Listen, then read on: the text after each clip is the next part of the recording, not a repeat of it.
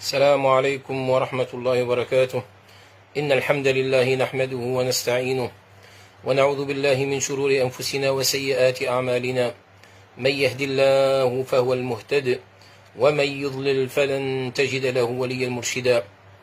أحبابي في الله، كيف حالكم مع الله؟ كيف حالكم مع الله؟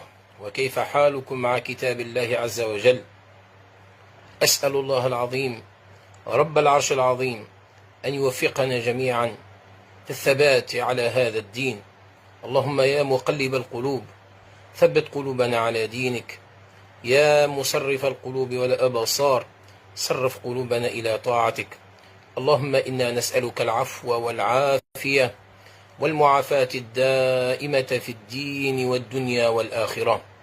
اللهم إنا نسألك عيش السعداء ونزل الشهداء ومرافقة